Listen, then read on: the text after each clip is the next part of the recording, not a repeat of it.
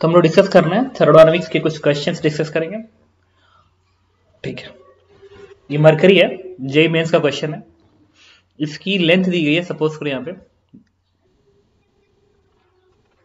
25 centimetres.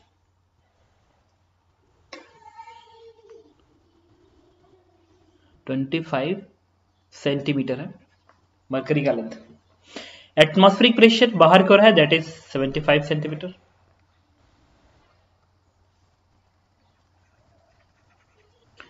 Of mercury है, इसमें gas भरा पड़ा है। गैस का टेम्परेचर है, टेम्परेचर से क्या करना है, कुछ नहीं। ये जो लेंथ दिया गया, this length is 100 centimetre. Good.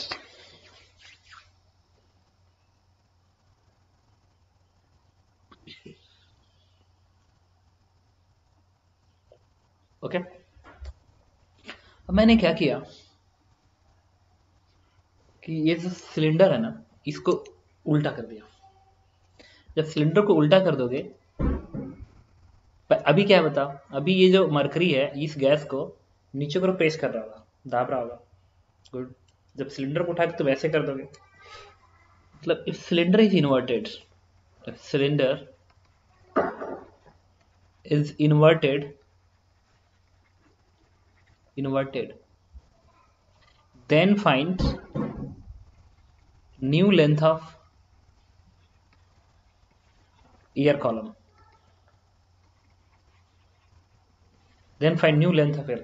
मतलब इसको इन्वर्ट कर दिया। तो इन्वर्ट कर दोगे ना, तो ये जो मरकरी होगा वो नीचे की ओर जाना चाहेगा, भारी है ना, जब नीचे जाएगा तो थोड़ी सी लेंथ बढ़ेगी, तो नया लेंथ कितना हो जाएगा एयर कॉलम का, मतलब इस एयर कॉलम का जो लेंथ 100 है वो कितना हो जाएगा, और हम 100% से हो कि 100 से ज्यादा आना चाहिए। तो बताता हूं, ऐसा देखो, डिफॉल्ट केस में टेम्परेचर अंदर का बाहर का तुम बराबर मानोगे, मतलब ये रियल सिलेंडर है, जब तक एडियाबेटिक लिखेगा नहीं तब तक तुम्हें एडियाबेटिक नहीं मानना है। रिपीट कर रहा हूं, अनलेस अंटिल एडियाबेटिक ना लिखे तुम्हें नहीं मानना है, या क्वेश्चन में कोई ऐसा इंफॉर्मेशन ना हो जिससे प्रूफ हो जाए कि एडियाबेटिक है, तब तक एडियाबेटिक एज्यूम नहीं करोगे। ठीक है, डिफॉल्ट केस में वो डायाथर्मिक ही मान के चलोगे या रियल सिलेंडर मानोगे, जिससे अंदर का टेम्परेचर और बाहर का टेम्परेचर तो इक्वल मानोगे। ठीक है, गुड। तो ठीक है, हमें क्या लगना है, क्लोज है ना, क्लोज्ड, तो P1 और एनआरटी लिखोगे तो, और टेम्परेचर तुम अंदर का बाहर का बराबर मान रहे हो, मतलब ऐसे थर्मल प्रोसेस जैसे जाएगा। P1 V1 बराबर एनआरटी लिखोगे, नीचे टेम्परेचर T, और final P2 V2 NRT, temperature से मान के चल रहा हो। दिस मीन्स P1 V1 बराबर P2 V2 लिखोगे। गुड, ठीक है। अब प्रेशर निकालना पड़ेगा, प्रेशर क्या होगा, अच्छा प्रेशर किसका, गैस का ना, हाँ गैस का प्रेशर। गुड, तो गैस का प्रेशर, इस गैस का प्रेशर कितना होगा, सराउंडिंग का प्रेशर 75 है ना, 75 है सराउंडिंग का प्रेशर, अब मरकरी का लेंथ 25 है, तो कोई पूछे इस गैस का प्रेशर कितना होगा, आंसर इज 100। क्यों, 75 सेंटीमीटर मरकरी का है और 25 सेंटीमीटर और मरकरी का लेंथ आ रहा है, मरकरी के लेंथ में प्रेशर, ये भी तो मरकरी है ना, प्रेशर को लेंथ के टर्म में भी मेजर किया जाता है, मरकरी के लेंथ के टर्म में मेजर किया जाता है, या पास्कल में मेजर करो, तुम्हारी मर्जी है। तो अगर ये 75 में लिखा हुआ है, 75 में लिखा हुआ है, ये 25 है, इसका मतलब इस गैस का जो प्रेशर रहा होगा, that pressure is 75 plus 25 and this value is 75 plus 25 कितना होता है, 100। इतना लिख सकते हो, कोई एक नहीं सर, अभी तो समझ में नहीं आ रहा है, इतना सेंटीमीटर ऑफ मरकरी नहीं आ रहा है, कोई दिक्कत नहीं, क्या करेंगे, पिस्टन की एफबीडी बनाएंगे। Make the media piston. तो यहाँ फोर्स क्या दिखाओगे, P1 इंटू ए। एटमॉस्फेरिक फोर्स का फोर्स कैसे दिखाओगे, P0 इंटू ए। और मरकरी है ना, तो इसमें वेट नहीं होगा, होगा कितना, mg। अच्छा जी, दिखा दिया, good. Now net force will be zero, ऊपर का force is balance bye downward force, तो ऊपर फोर्स क्या है, P1 into A is balance by P0 A plus mg। तो यहां से P1 की वैल्यू क्या आएगी, this is P0 plus mg upon E, this one P1 की वैल्यू। अच्छा, P0 जो होता है atmospheric pressure 25 centimetre of mercury है ना, आप इसको चार्ज लिख सकते हो, पास्कल के टर्म लिखे जा रहा हूं, तो एच रो जी प्रेशर होता है, एच रो इंटू जी। तो एच कितना 75, लिख लो इसको 75 H rho of mercury, H rho into g, ये P0 मिल गया। प्लस एम क्या है, M is the mass of mercury है ना, मास ऑफ मरकरी है, तो मरकरी का मास किससे आएगा, इस एरिया को इस लेंथ मल्टीप्लाई करोगे वॉल्यूम आ जाएगा, और डेंसिटी मल्टीप्लाई करेंगे मास आ जाएगा, गुड। तो 25 इंटू एरिया इंटू मरकरी की डेंसिटी मल्टीप्लाई कर दिया, अच्छा जी, गुड। अब ये ए से ए कट जाएगा, अब देखो ये 75 रो एच जी है, ये 25 रो एच जी इंटू जी है, जोड़ दोगे कितना गया 100 into rho H g into g आ गया। इसका मतलब जो नेट प्रेशर आ रहा है इसका ना, वो 100 centimetre into mercury into g आ रहा है। तो कोई पूछे कि लेंथ के टर्म में इसका प्रेशर कितना है, लेंथ के टर्म में, तो लेंथ के टर्म में प्रेशर यही होगा ना, एच रो जी। ये मरकरी है, तो कोई पूछे मरकरी के लेंथ के टर्म में प्रेशर बताइए, तो this is the pressure in terms of length of mercury, ठीक है, गुड। तो आंसर इज 100, सिंपली ना जोड़ दे देंगे, 75 में 25 जोड़ देंगे आ जाएगा 100।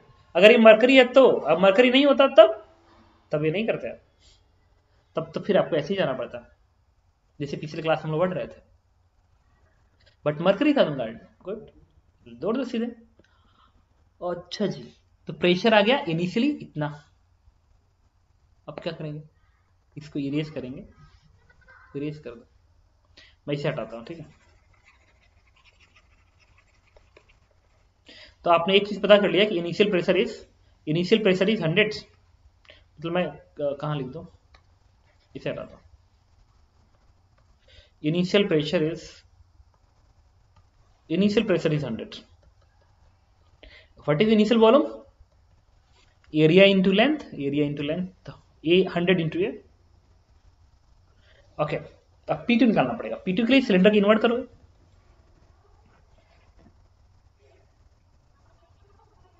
इस तरीके से। अब ये नया लेंथ बन गया, मान लो L2, ये तो 25 ही सेंटीमीटर है, मरकरी का लेंथ है 25 ही सेंटीमीटर आएगा, इसमें कोई इशू नहीं है। एटमॉस्फेरिक प्रेशर तुम चेंज कर नहीं सकते हो, that is 25।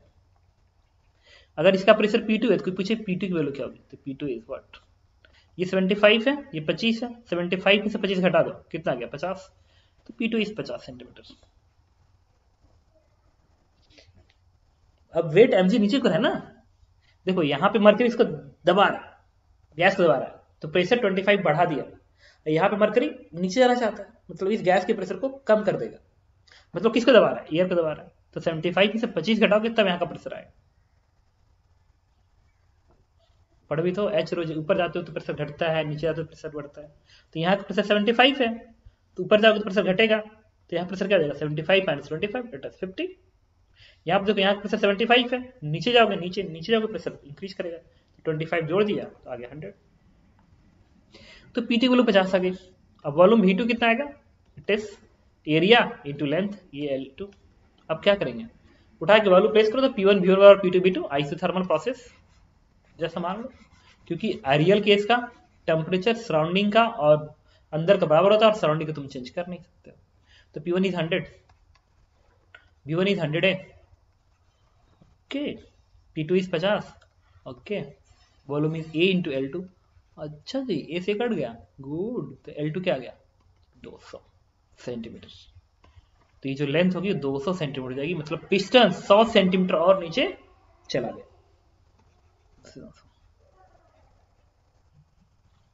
If any doubt ask me. इसमें है कि एक सिलेंडर है जिसमें एक गैस है, 4 ग्राम हीलियम गैस है। ये लेंथ 4 मीटर है, ये लेंथ 1 मीटर स्क्वायर है। और ये जो कॉर्क लगा हुआ है इस सिलेंडर के बीच में, जो कॉर्क लगा हुआ है उसकी बाउंड्री और सिलेंडर के सरफेस के बीच का फ्रिक्शन कोफिशिएंट 0.2 है। एटमॉस्फेरिक प्रेशर 10.5 पास्कल है। ठीक है, कह रहा है कि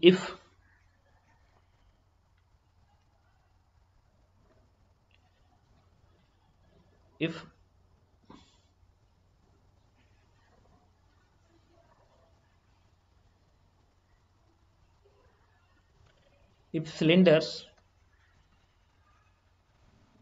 applied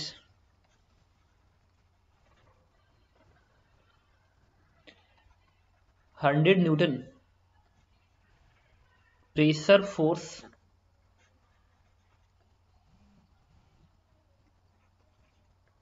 force on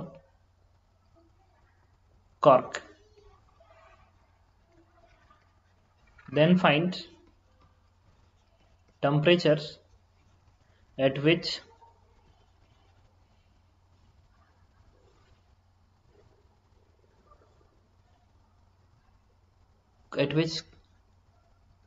cork will be opened.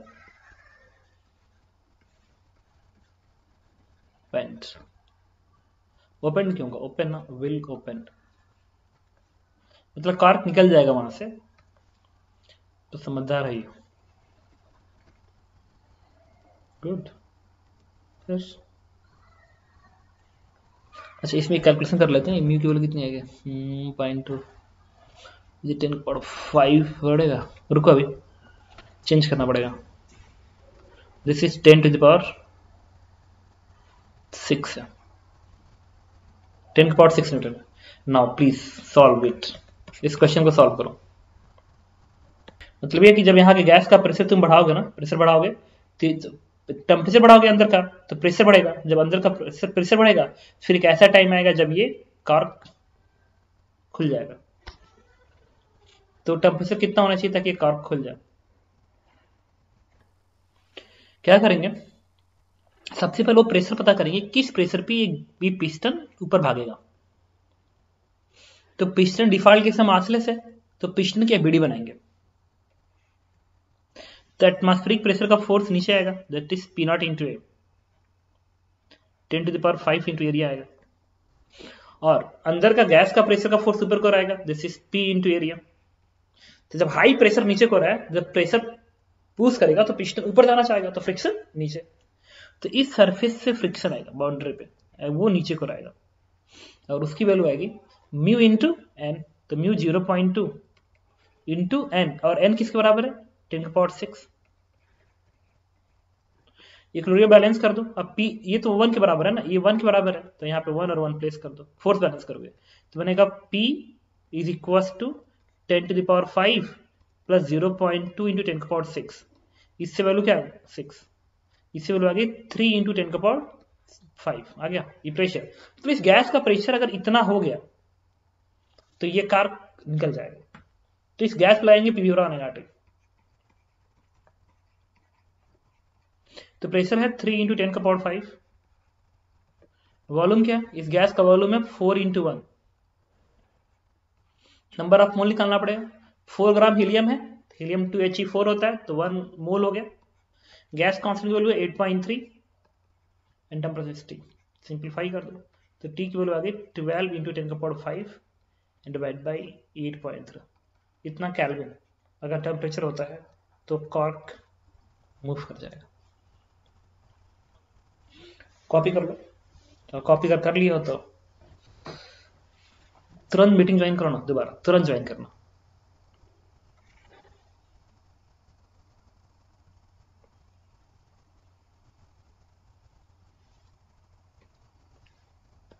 अभी हम लोग डिस्कस करने जा रहे हैं 80 वर्मा क्वेश्चन है।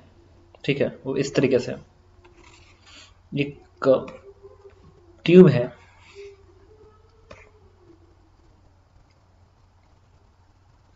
ठीक है, इसमें गैस भरा पड़ा है।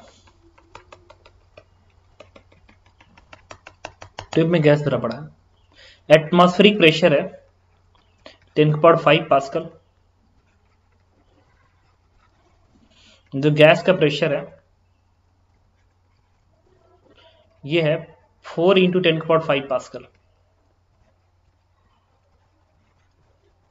सराउंडिंग का जो टेम्परेचर है, सराउंडिंग का टेम्परेचर दिस इज 120, इतना भी ज्यादा क्या होगा, 27 डिग्री सेंटीग्रेड है। जो सराउंडिंग का होगा वही ट्यूब के अंदर होगा, रियल ट्यूब है। एटमॉस्फेरिक प्रेशर इतना है, और टेम्परेचर सराउंडिंग का इतना है। गुड। और ये जो ट्यूब है ना, इसका जो वॉल्यूम है, ट्यूब का मतलब ये वाला वॉल्यूम, गैस का जो वॉल्यूम है दिस इज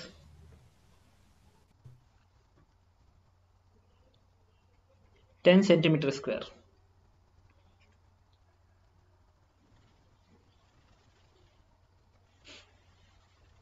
मतलब ये ट्यूबलेस टायर है, ट्यूबलेस टायर है।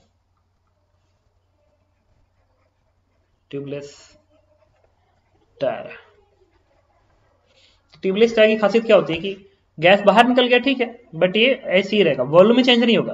अगर किसी ने इसको पंचर कर दिया तो गैस बाहर निकल जाएगी, लेकिन ट्यूब तो है नहीं, उसके अंदर टायर है, तो जो अंदर का वॉल्यूम रहेगा वही रहेगा। हाँ, अंदर भी गैस रहेगी, पूरी गैस थोड़ी बाहर निकल जाएगी। अंदर से गैस बाहर को तब तक बाहर निकलेगी जब तक कि अंदर का प्रेशर और बाहर का प्रेशर इक्वल हो जाए। जब बाहर का प्रेशर और अंदर का प्रेशर इक्वल हो जाएगा तो गैस की बाहर निकलना बंद हो जाएगा, बट वॉल्यूम अभी भी वही रहेगा, गैस का वॉल्यूम भी वही रहेगा। तो पी भी एनर्जी। नाउ किसी ने इसको ना पंचर कर दिया,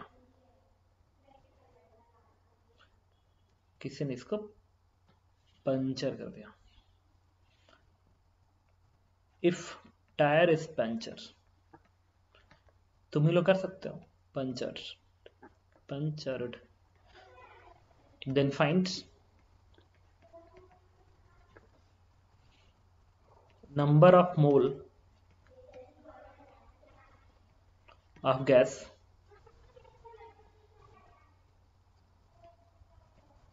ejected out from tires। Solve करो तो इसमें ना आर की कैलकुलेशन की आर की वैल्यू ना 10 मान लो, गैस कांस्टेंट वैल्यू 10 यूनिट मान लो, ताकि कैलकुलेशन इजी होगा। अब सॉल्व करो। सबसे पहले पता करेंगे कि इसमें इनिशियल नंबर ऑफ मोल कितने हैं। तो प्रेशर 10⁵ पी, वॉल्यूम कितना है 10 सेंटीमीटर, तो बदल दो मीटर में, तो -6 आएगा।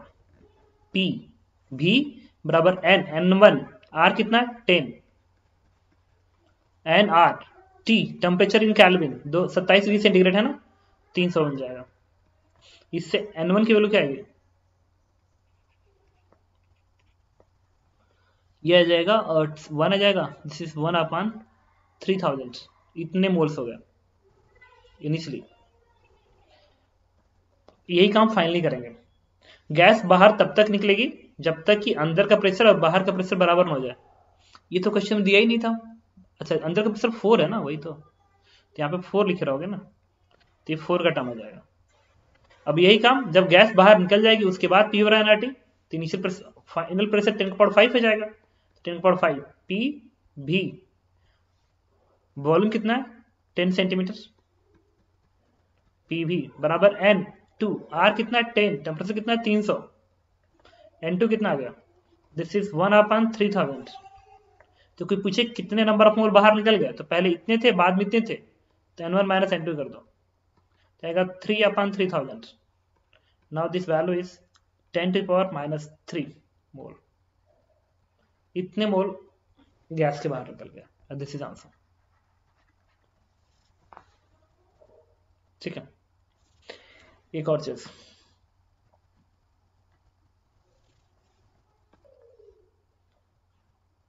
अब नेक्स्ट क्वेश्चन ये है ना, ये भी एससी वर्मा का ही क्वेश्चन है।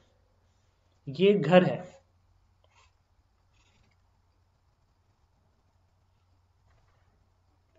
जिसमें विंडो है,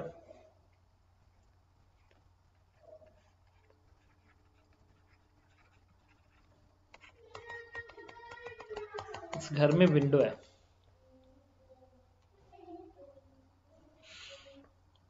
ठीक है, गुड।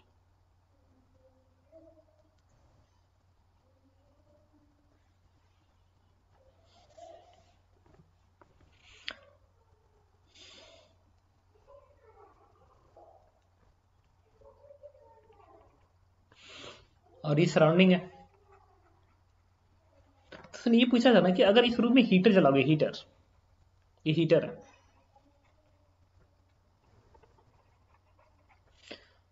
अगर हीटर चलाओगे, ठंडी का मौसम में हीटर चला रहे हो, अब विंडो खुला हुआ विंडो है, तो अंदर का टेम्परेचर बढ़ेगा, जब अंदर का टेम्परेचर बढ़ेगा तो गैस बाहर को निकलेगी। तो कहा कहता है कि इस घर में जो गैस है उसकी टोटल इंटरनल एनर्जी पे क्या असर पड़ रहा है, what will be effect on internal energy of this room due to increase of temperature. Question था what will B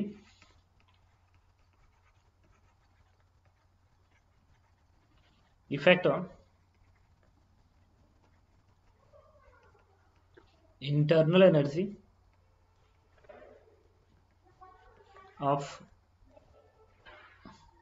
room if temperature increases, temperature of room increases।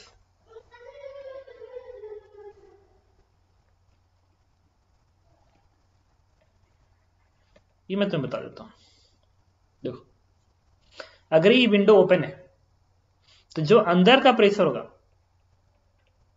और जो सराउंडिंग का प्रेशर होगा, सराउंडिंग का प्रेशर वो हमेशा equal होगा। खिड़की खुली हुई है तो जो प्रेशर बाहर का वही प्रेशर अंदर का, नहीं तो गैस इधर उधर नहीं भाग जाए। तो मैं कहूंगा कि ऑलवेज होल्ड होगा, ऑलवेज, चाहे तुम रूम का टेम्परेचर बढ़ाओ या ना बढ़ाओ, अंदर का प्रेशर बाहर का प्रेशर बराबर रहेगा। सराउंडिंग का प्रेशर पी नॉट है, वो हमेशा इक्वल आएगा। तो जैसे ही तुम टेम्परेचर बढ़ाओगे, अंदर का टेम्परेचर बढ़ाओगे तो अंदर का प्रेशर बढ़ना चाहेगा, अंदर का प्रेशर बढ़ने के चक्कर में गैस जो होगी वो बाहर निकलेगी ताकि प्रेशर बराबर हो जाए। भाई रूम का टेम्परेचर बढ़ा रहे हो तो पी बराबर एनआरटी से, वॉल्यूम तो बढ़ नहीं रहा है, इसका वॉल्यूम तो रूम का बढ़ नहीं रहा है, वॉल्यूम कांस्टेंट हो गया। अब पी बराबर एनआरटी में अगर मैं जाऊं तो मैं कहूंगा कि वॉल्यूम तो कांस्टेंट हो गया। अब पी बराबर एनआरटी है, एन टेम्परेचर बढ़ा रहे हो, अगर नंबर ऑफ मोल ना चेंज हो तो प्रेशर इंक्रीज कर जाएगा, तो प्रेशर इंक्रीज करेगा अंदर का तो गैस बाहर निकलेगी। जब गैस बाहर निकलेगी तो नंबर ऑफ मोल घटेंगे, नंबर ऑफ मोल घटेंगे तो प्रेशर ड्रॉप कर जाएगा। अब प्रेशर ऐसा अपने आप को बनाए रखेगा ताकि अंदर का और बाहर का हमेशा बराबर रहे। जैसे टेम्परेचर बढ़ाओगे थोड़ा सा गैस बाहर निकली, टेम्परेचर बढ़ाया गैस बाहर निकल गई, टेम्परेचर बढ़ाया गैस बाहर निकल गई।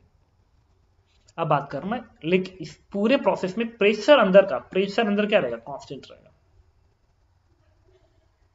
अब पूरे गैस का वॉल्यूम कांस्टेंट रहेगा क्योंकि रूम का वॉल्यूम चेंज नहीं हो रहा। इंटरनल फॉर्मूला क्या होता है, F by two NRT. F is the degree of freedom, वो चाहे गैस डाई टाइप, मान लो इसमें नाइट्रोजन गैस है तो क्या हीट कर दोगे तो नाइट्रोजन ऑक्सीजन बदल जाएगा क्या, नहीं, वो तभी भी नाइट्रोजन ही रहेगी, या स्प्लिट थोड़ी हो जाएगा। इसका मतलब डिग्री ऑफ फ्रीडम अभी भी वही रहेगा, एफ अभी भी वही रहेगा। मतलब इस गैस चैम्बर का डिग्री ऑफ फ्रीडम एफ वही रहेगा, 2 वही रहेगा। टेम्परेचर बढ़ा रहे हो तो एन घट रहा है ना, नंबर ऑफ मोल अंदर घट रहा है क्योंकि गैस बाहर निकल रही है। तो टेम्परेचर बढ़ाने पे टेम्परेचर बढ़ा तो एन घट रहा है, तो हमें समझ कि एनआरटी पे क्या असर पड़ेगा, एन और टी का मल्टीपल देखना पड़ेगा क्या असर पड़ेगा। तो मुझे पता है पीवी का क्या होता है, एनआरटी। तो प्रेशर तो गैस का चेंज नहीं हो रहा है, अंदर का प्रेशर चेंज हो रहा है क्या, नहीं, हमेशा अंदर का प्रेशर और बाहर का प्रेशर देखो इक्वल है। अब क्या रूम का वॉल्यूम चेंज हो रहा है, नहीं, वॉल्यूम नहीं चेंज हो रहा है, मतलब पीवी कांस्टेंट होना चाहिए। पीवी का मल्टीपल कांस्टेंट होगा, तो कैसे कांस्टेंट होगा, जब टेम्परेचर बढ़ाओगे तो जिस रेशियो से टेम्परेचर बढ़ाओगे एन उसी रेशियो से घट जाएगा, और एन और टी का मल्टीपल कांस्टेंट हो जाएगा, पीवी कांस्टेंट हो गया। इसका मतलब एनआरटी कांस्टेंट आ गया ना, एनआरटी तो कांस्टेंट आ गया, एनआरटी कांस्टेंट है, मतलब इंटरनल एनर्जी कांस्टेंट रहेगी। तो इस पूरे गैस सिस्टम की एनर्जी कांस्टेंट होगी। बेसिकली हुआ ये होगा कि पहले गैस के मॉलिक्यूल धीरे धीरे भाग रहे होंगे, धीरे धीरे भाग रहे होंगे जब ज्यादा थे। जब टेम्परेचर बढ़ा दोगे तो कैंडिडेट बढ़ गई है, तो खूब तेज तेज भागेगी, खूब तेज भागेंगे। तो जितनी कैंडिडेट बढ़ रही है उतना ही कुछ अमाउंट निकल भी गए, तो उनकी एनर्जी निकल गई, जितना एक्स्ट्रा बढ़ा है उतना निकल गया, समेशन कांस्टेंट हो गया। तो internal energy will be constant. ठीक है, ओके। चलो यहां पे मैंने आप एक सिलेंडर है, इसमें गैस भरा पड़ा है। गैस का जो प्रेशर है 4 × 10⁵ पास्कल है। गैस का जो ये क्रॉस सेक्शन एरिया है दैट इज 10⁻³ मीटर स्क्वायर। इस पिस्टन का मास दिया गया 10 kg, स्प्रिंग कांस्टेंट दिया गया 100 न्यूटन पर मीटर, एटमॉस्फेरिक प्रेशर है 10.5 पास्कल। पूछ रहा फाइन कंप्रेशन ऑफ स्प्रिंग। ठीक है, गुड। कुछ नहीं, सबके काम में बस एक ही काम करना होता है, एपीडी बनाना होता है पिस्टन का। पिस्टन की एपीडी बनाओगे आंसर आ ही जाएगा। एपीडी बनाओ पिस्टन की, इसका फोर्स ऊपर दिखेगा, प्रेशर इंटू एरिया। एरिया क्या दिया गया 10⁻³ पिस्टन का वेट mg नीचे पर काम करेगा 10 × g। एटमॉस्फेरिक प्रेशर 10⁻5 है, नीचे काम करेगा इंटू एरिया। और स्प्रिंग का फोर्स k × x होगा। मान लो स्प्रिंग कंप्रेस्ड है तो नीचे धक्का मारेगा, तो स्प्रिंग का कंप्रेशन kx नीचे दिखा दो। नेट फोर्स बैलेंस कर दो, downward force is balance bye upward force. Upward force क्या है इतना, दिस इज 4 × 10⁻² आएगा यहां से, ये इक्वल टू यहां से आएगा 10⁻², यहां से क्या आएगा 100, यहां से क्या आएगा k कितना है 100 × x, k जो 100 है। सिंप्लीफाई कर दो तो यहां से क्या आएगा, t पूरा बनेगा 2 × 10⁻² × 100 × x, then x is what, this is 2 metre. तो कुल मिला के मैं तुम्हें बताना चाहता हूं कि हमेशा क्या करना है, पिस्टन दिखा, स्प्रिंग दिखा, एबीडी बनानी है पिस्टन की। फोर्स इक्वेशन लिखोगे नेट फोर्स 0 से आंसर आ जाएगा। कोई पूछता है कि स्प्रिंग की एनर्जी बताइए, हाफ के x², आंसर।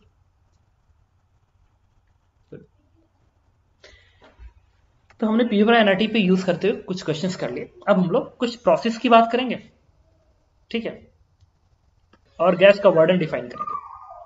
तो हमने पढ़ लिया अभी तक इंटरनल एनर्जी पे बेस्ड क्वेश्चन कर लिया। अब हम लोग सीखने जा रहे हैं वर्क एनर्जी। वर्क एनर्जी करो, work done by gas.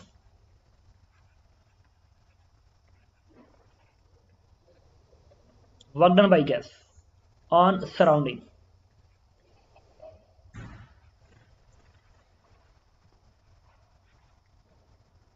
Work done by gas on surrounding, तो सिर्फ गैस के वर्डन की बात कर रहे हैं, सिर्फ गैस के वर्डन की। बाकी किसी गैस के अलावा बाकी हर चीज सराउंडिंग होता है। दो चीज, एक सिस्टम एक surrounding. What is system? System is gas, only gas, not piston, only gas. Gas को छोड़ दो, बाकी की हर चीज क्या है, सराउंडिंग है। तो मान लो पिस्टन है, यहां पे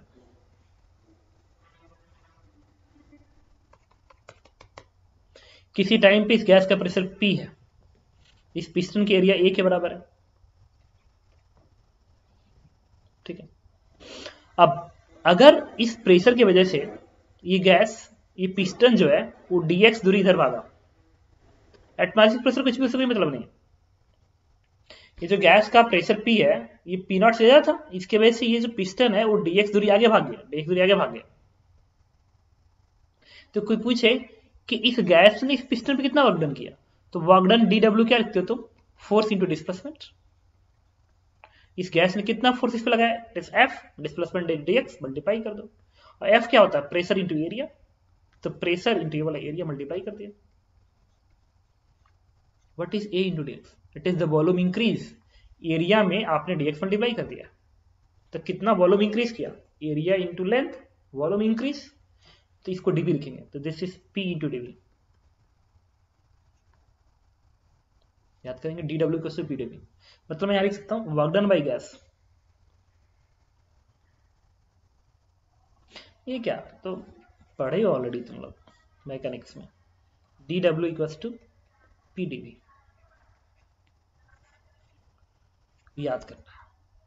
and this is the work done by gas on surrounding, repeat कर रहा हूं, इंपॉर्टेंट है, gas on surrounding, P into dV. dV is what? Volume increase of gas. तुम लिख लो इसमें, where P is the pressure of gas, dV is volume increase of gas, volume increase of gas, हर चीज underline है। dW is work done by gas on surrounding, work done by gas on surrounding, ठीक है। अब मान लो इसका volume पहले V1 था और बाद में पिस्टन आगे बढ़ के टोटल वॉल्यूम V2 कर देता है, तो इसी को इंटीग्रेट करना पड़ेगा, इंटीग्रेट, तो इंटीग्रेट करोगे तो टोटल वर्डन आएगा, this is integration of P dV volume V1 to V2 and this is answer.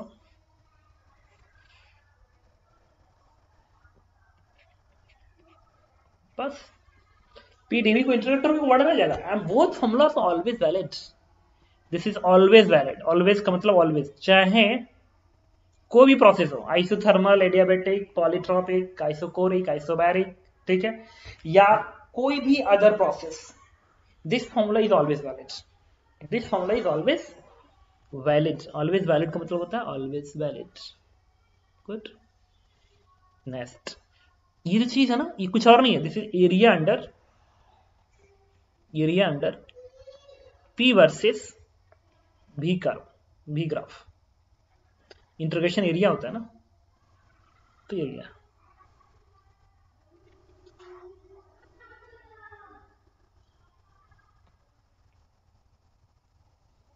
इसको ध्यान रखना।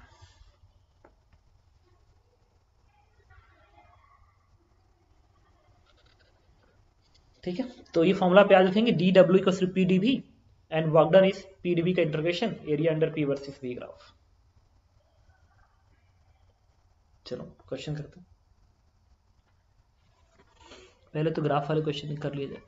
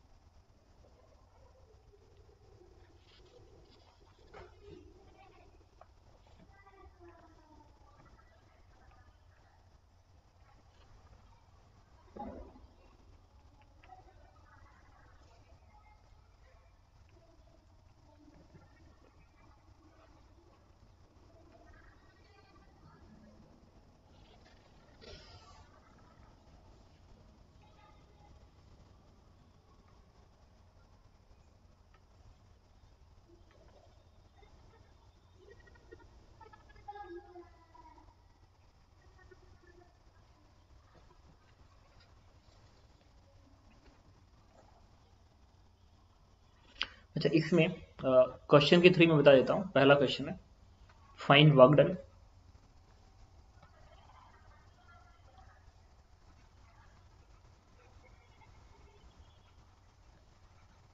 फाइंड वर्क डन इन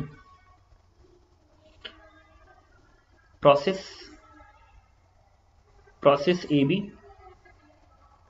दूसरा है बी सी, तीसरा है सी ए, एंड फोर्थ है cycle, complete cycle A B C A. Good, हम लोग क्या करेंगे, एबी प्रोसेस। जब हम एबी प्रोसेस का ऑर्डर पूछेंगे तो सिर्फ एबी के अंदर इंटरेस्टेड हो, बाकी कहीं नहीं। सिर्फ इंटरेस्टेड हम कहां पे, एबी के अंदर, बाकी कहीं इंटरेस्टेड नहीं। बीसी से क्या हो रहा है, सीएस का हो रहा, कोई मतलब नहीं। तो एबी प्रोसेस का जो वर्डन लिखोगे तुम, W AB, this is AB process के नीचे का पूरा एरिया, पूरा area, the work done under AB process. Process AB में कितना वर्डन हुआ, तो उसके नीचे का एरिया, पीवी ग्राफ है ना, पी वर्सेस बी ग्राफ है, तो एबी के नीचे का पूरा area is work done under AB process, AB के अंदर का पूरा एरिया। तो ये पूरा एरिया तुम्हें निकालना पड़ेगा, ये पूरा एरिया तुम्हें निकालना पड़ेगा। ये ट्रेपीजियम बन गया ना, ट्रेपीजियम बन गया, ट्रेपीजियम। लेकिन इसके लिए तुम्हें V1 निकालना पड़ेगा। V1 तुम आराम से निकाल सकते हो। देखो इस वाले पॉइंट पे ये जो लाइन AB है ना, प्रोसेस AB है, ये AB प्रोसेस ओरिजिन से पास कर रहा है, देखना ओरिजिन से पास कर रहा है। अभी ग्राफ बनाना सिखाऊंगा। ये जो प्रोसेस है ये ओरिजिन से पास कर रहा है, ओरिजिन से पास कर रहा है। तो एक काम करो ना, सिंपल सी बात है, यहां आप लिखो P और R ए पे, P नॉट V नॉट बराबर NR,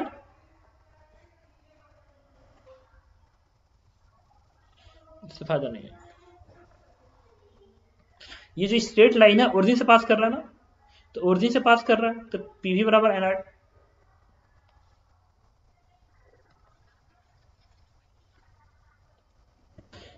ये स्ट्रेट लाइन ओरिजिन से पास कर रहा है, तो ये पी वाई एक्सिस पे है और बी एक्स एक्सिस पे, तो स्ट्रेट लाइन ना, straight line passing through origin, मतलब वाई बराबर एम एक्स का इक्वेशन है। Straight line passing through origin Y बराबर एम एक्स होता है। वाई पी है, एम स्लोप है, इस स्ट्रेट लाइन का स्लोप होगा this length upon this length, this length upon this, ये लेंथ पी नॉट के बराबर है, ये लेंथ बी नॉट है, तो this is P naught upon B naught. और एक्स कहां पे है, एक्स भी कर्व पे है, तो पी बराबर आ गया इक्वेशन इतना। अब यहां का प्रेशर कितना दिया गया, 4 पी नॉट, तो यहां पे प्लेस कर दो 4 पी नॉट। तो यहां का वॉल्यूम, बी का वॉल्यूम क्या है, V1, V1 रख दो, इससे तुमने V1 क्या निकाल लिया, 4 पी नॉट। अब एबी प्रोसेस ऑर्डर निकालना है, तो ट्रेपीजियम ना, ट्रेपीजियम का एरिया क्या होता है, 1/2 परपेंडिकुलर, परपेंडिकुलर ये दूरी बनेगी ना, ये दूरी, अगर ये ट्रेपीजियम है, अगर ये ट्रेपीजियम है तो परपेंडिकुलर ये दूरी बनेगी, ये दूरी। तो V1 किसके बराबर है, 4 V0 के, और ये V0 है, तो परपेंडिकुलर दूरी कितनी होगी, इस ट्रेपीजियम का जो परपेंडिकुलर दूरी होगी दैट इज 3 V0, तुम इसको लिखोगे 3 V0। And sum of parallel sides, तो this length plus this length, तो ये लेंथ P0 है, ये लेंथ क्या है, ये length 4 P0। Now this value is 15 P0 V0 divide by 2, ये भी प्रोसेस। अब बात करेंगे BC प्रोसेस का बॉर्डर।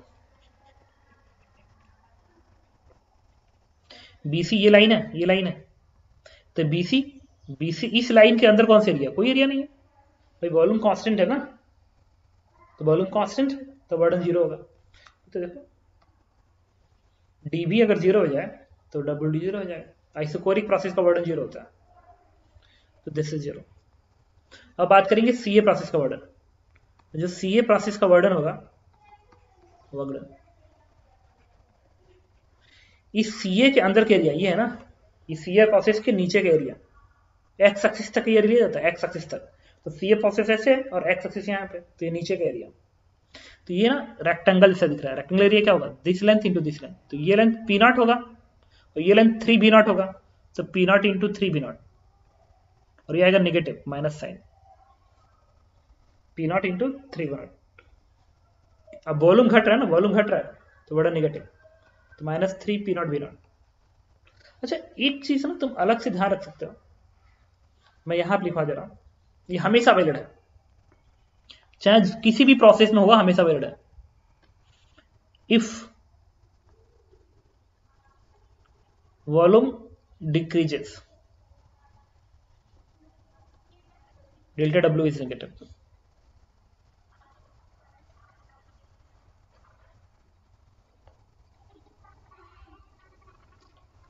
If volume increases,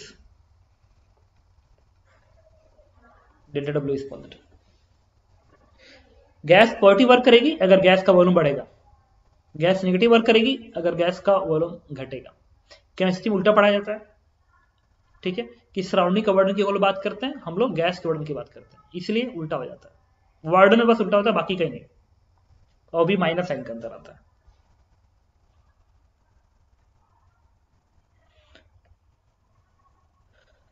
तो मैंने इस सबका वर्डन निकाल लिया। अब पूछा जाता है साइकिल का वर्डन बताइए। जो साइकिल का वर्डन होगा वो क्या करेंगे, इस साइकिल का वर्डन सारे प्रोसेस, इस प्रोसेस का वर्डन सारे प्रोसेस का वर्डन जोड़ दो, आ जाएगा साइकिल का वर्डन। तो work done of cycle is summation of all process and this is equal to, अभी आएगा ये एरिया ऑफ साइकिल। ये अलग से तुम्हें ध्यान रखना है।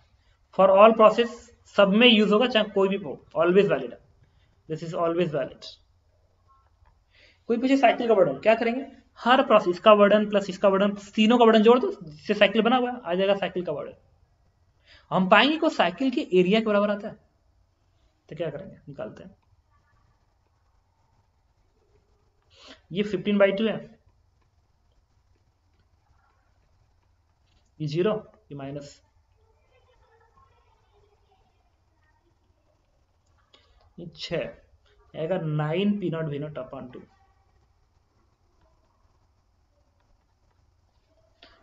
अब देखो इस आगे आंसर लिखता हूं। अब तुम ये काम करो, इस साइकिल का एरिया निकालो।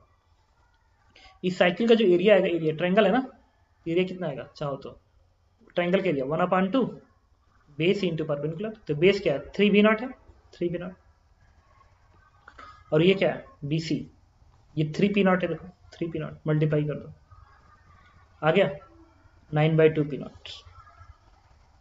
That is area of cycle. तो इसके बाद कभी भी आपको कहेगा कि साइकिल का वर्डन बताइए, तो आप साइकिल के एरिया निकाल लीजिएगा, या हर प्रोसेस का वर्डन निकाल के जोड़ना पड़ेगा।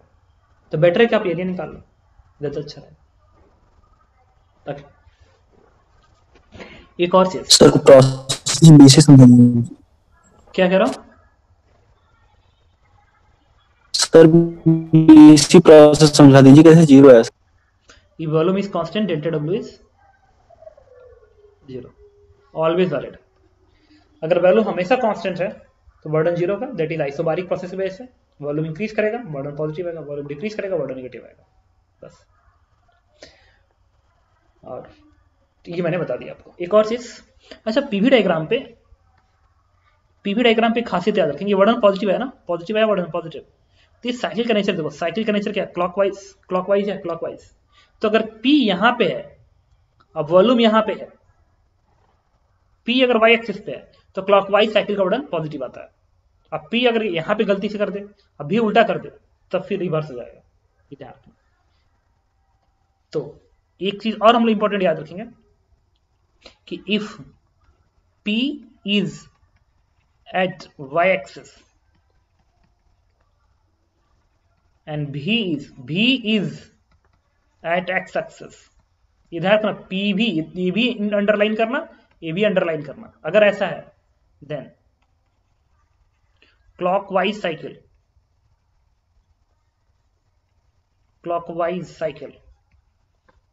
का वर्डन पॉजिटिव आएगा, और एंटी क्लॉकवाइज साइकिल का वर्डन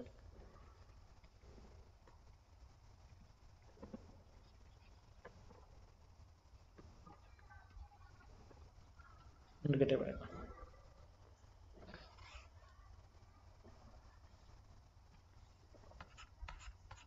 अगर P y एक्सिस पे और V x एक्सिस पे है तो क्लॉकवाइज साइकिल का वर्डन पॉजिटिव रहेगा, और एंटी क्लॉकवाइज साइकिल का वर्डन नेगेटिव आएगा।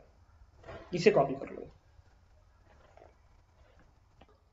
एक साइकिल मैंने ऐसे बना लिया, दिखने में सर्कुलर लग रहा है, देखना यहाँ प्रेशर, यहाँ पे वॉल्यूम है, ये V0, ये 4V0 है, इस एंड का प्रेशर P0 है, इस एंड का प्रेशर 4V0 है, वॉल्यूम इस पॉइंट पे प्रेशर P0 है, इस पॉइंट का प्रेशर 4P0 है। गुड।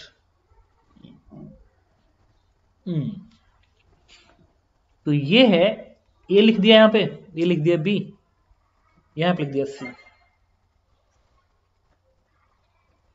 यहां पे लिख दिया डी। तो पूछ रहा हूं फाइंड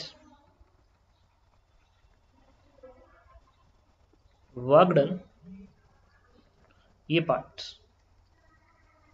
एबीसी, दूसरा सीडीए, एंड तीसरा साइकिल का।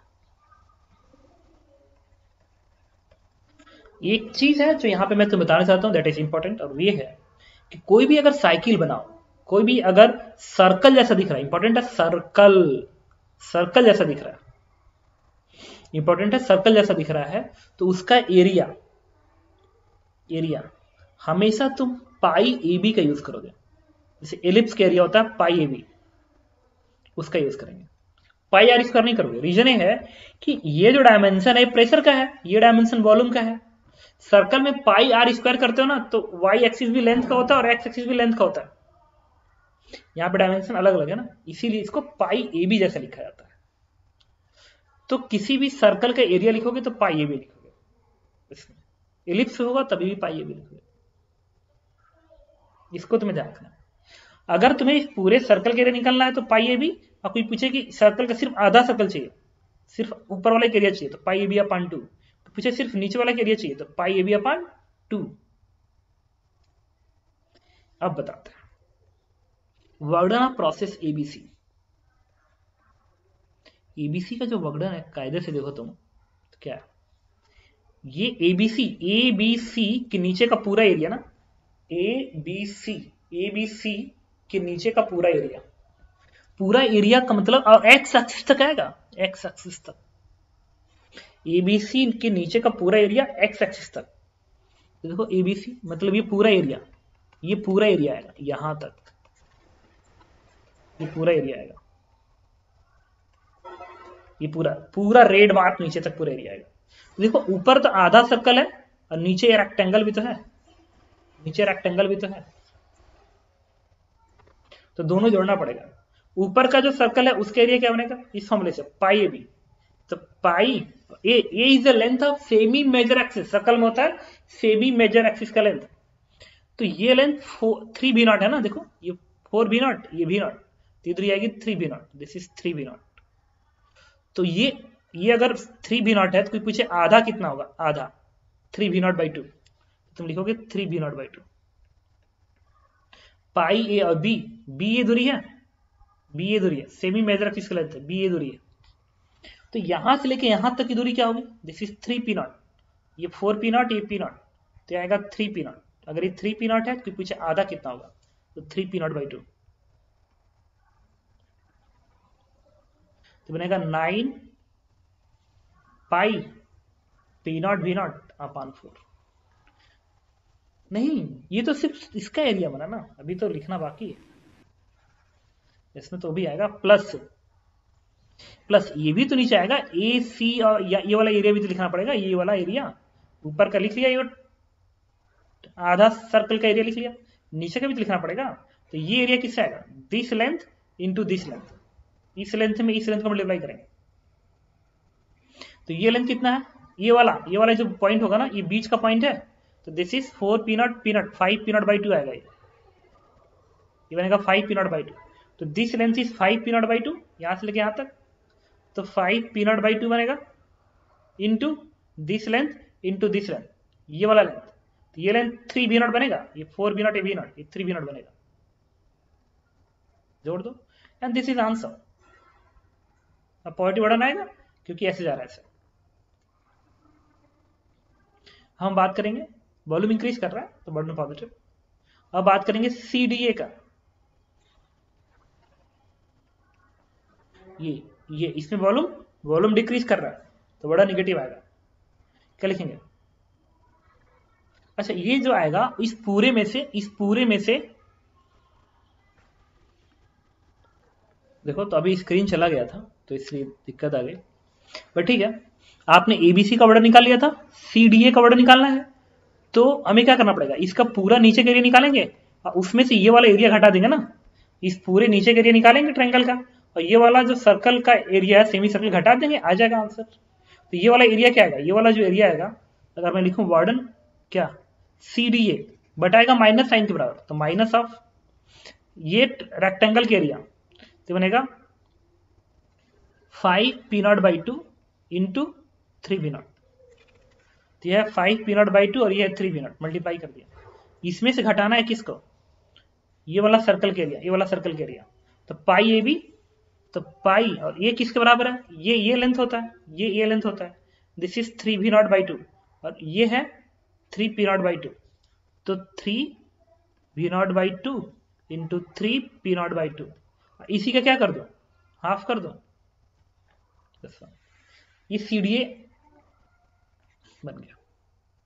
अब पूछा गया था साइकिल का वर्डन बताइए, तो जो साइकिल का तुम वर्डन लिखोगे, साइकिल का वर्डन वो बनेगा तुम्हारा, इस साइकिल के एरिया निकाल लो या इन दोनों को जोड़ दो, आ जाएगा आंसर। तो साइकिल के एरिया सीधे पाई में लिखो ना, पाई और ये कितना है, ये था तुम्हारा 3v0/2, 3v0/2 और बी कितना, बी है ये दूरी है 3p0/2। This is answer. और वर्डन पॉजिटिव आएगा, क्यों पॉजिटिव आएगा, क्योंकि this is the clockwise cycle, clockwise cycle work done निकाल लिया। ओके, एक क्वेश्चन और कर लेते हैं, ये इंपॉर्टेंट क्वेश्चन है। इस क्वेश्चन में क्या रहा है, फाइंड वर्डन ऑफ साइकिल। साइकिल ये है, यहां शुरू हो रहा है साइकिल ऐसे, फिर ऐसे, फिर ऐसे, फिर ऐसे, फिर ऐसे। तो इस साइकिल का वर्डन निकालना है, जबकि यहां का प्रेशर 4p0 है, यहां का प्रेशर p0 है, इस बीच वाला पॉइंट का प्रेशर 2p0 है, इसका वॉल्यूम v0 है और इसका वॉल्यूम 5v0 है। अच्छा, ये साइकिल देखो क्लॉकवाइज है, बट ये साइकिल देखो एंटी क्लॉकवाइज है। छोटा वाला सिर्फ देखो, छोटे वाले को सिर्फ देखना, ऊपर मत देखना। तो छोटा वाला ऐसे है एंटी क्लॉकवाइज, ऊपर वाला देखो ये क्लॉकवाइज दिख रहा है, देखो क्लॉकवाइज ऐसे, इस तरीके से फिर ऐसे क्लॉकवाइज, इसको देखो ऐसे एंटी क्लॉकवाइज। मतलब ऊपर के एरिया पॉजिटिव होगा, नीचे के एरिया नेगेटिव होगा, तो प्लस माइनस करना पड़ेगा, समझना पड़ेगा। इसका वॉल्यूम उन्होंने नहीं दिया तो अपने मन से v1 मान लो, इसके वॉल्यूम को अपने मन से v2 मान लो। अब गुड, निकालना पड़ेगा ना इसका एरिया। एरिया जो वर्डन आएगा ऊपर का ट्रायंगल है, तो ट्रायंगल का एरिया होता है 1/2 बेस इंटू परपेंडिकुलर।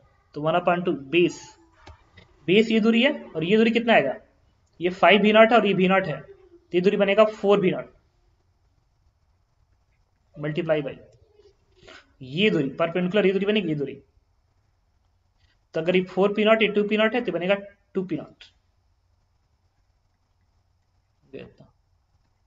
प्लस, ये अब नीचे वाला माइनस बनेगा, माइनस 1/2 बेस कितना है, बेस है, this is v2 minus v1 into ये दूरी perpendicular, this is p0। 2p0 में से p0 घटाओगे ना तो p0 आएगा। ये दूरी कैसे आएगी, 2p0 से p0 घटा दो। ये दूरी कैसे आई थी, 4p0 में से 2p0 घटाया था। अब आंसर पाने के लिए v2 माइनस v1 निकालना पड़ेगा ना। वो पता कैसे आएगा, सिमिलर ट्रायंगल की प्रॉपर्टी से आएगा। ये ट्रायंगल और ये ट्रायंगल सिमिलर ट्रायंगल है, तो this length upon this length is equal to this length upon this length. तो ये लेंथ किसके बराबर होगा, ये length, this length is 5v0 minus v0, this is 4v0। तो हम सिमिलर टाइप लेंगे, 4v0 डिवाइड बाई ये वाला लेंथ, ये वाला लेंथ, ये वाला लेंथ क्या आएगा, v2 minus v1 is equal to this length upon this length. तो ये लेंथ किसके बराबर है, 2p0 है, 2p0 है तो 2p0 डिवाइड बाई ये लेंथ किसके बराबर है, this is p0, this is p0। तो इसी से आ गया v2 माइनस v1 की वैल्यू आ गई, इसको इधर भेजो, आएगा 2v0, उठा के यहां प्लेस कर दो and you will find answer. Okay, तो साइकिल की हेल्प से मैंने आपको वर्डन बताया। एक और क्वेश्चन कर लेते हैं, छोटा सा क्वेश्चन है। ऐसा क्वेश्चन देखा, कहेगा कि एक गैस सिस्टम है जिसका प्रेशर इस फॉर्म गवर्न कर रहा है, प्रेशर नहीं टेम्परेचर इसको गवर्न कर रहा है, T0 plus 2 into T square को गवर्न कर रहा है। 50 क्यों आएगा, V को गवर्न कर रहा है, V is the volume. Initially pressure P0 है, वॉल्यूम V0 है। अब ये गैस P0 V0 से आगे की ओर बढ़ा और इसका वॉल्यूम हो गया P कामा 2v0 हो गया. Find work done in this process. Find work done in this process. इस प्रोसेस का वर्डन बताइए अगर यहां से यहां तक जा रहा है तो, और ये प्रोसेस इस इक्वेशन को फॉलो कर रहा है. तो अब हम इंटीग्रेशन का हेल्प लेना है. सिंपल सी बात है. डल क्या लिखोगे? इंटीग्रेशन ऑफ P और नंबर ऑफ मोल ना 1 है ध्यान रखना. P इंटू डी होता है इंटीग्रेशन. अब वॉल्यूम V0 से 2v0 जा रहा है तो लिमिट V0 से 2v0 लगाओगे. बस P लिखेंगे इंटीग्रेशन आ जाएगा. तो लेकिन P को V के टर्म में लिखोगे ना तब तो इंटीग्रेशन आएगा. ये तो T चल रहा है तो PV बराबर NRT होता है. PV बराबर NRT होता है. तो T की जगह पे क्या लिख सकते हो तुम? PV अपान NR लिख सकते हो. P निकालना है ना तो P की जगह पे क्या लिख सकते हो तुम? P की जगह पे NRT अपान V लिख सकते हो. NRT अपान V, NRT अपान V और NR अपान V. और क्वेश्चन में T दिया गया कितना? T0 plus 2V. इसको अलग अलग कर लो. N नंबर ऑफ मोल 1 है तो क्या बनेगा? R T0 अपान V प्लस ये बनेगा 2R बनेगा. इसको उठा के तुम यहां प्लेस कर दो तो क्या बनेगा? इंटीग्रेशन ऑफ V0 से 2V0 ब्रैकेट में R T0 अपान V plus 2R into dV का इंटीग्रेशन. जैसे इंटीग्रेशन करोगे आंसर. तो वर्क डन के लिए अगर फंक्शन दिया गया हो या कुछ भी दिया गया हो तुमसे पूछे तो आराम से हम लोग निकाल सकते हैं. और साइकिल दिया गया तभी भी निकाल सकते हैं. तो कल की क्लास में हम लोग वर्क डन को फिर कंटिन्यू करेंगे आगे.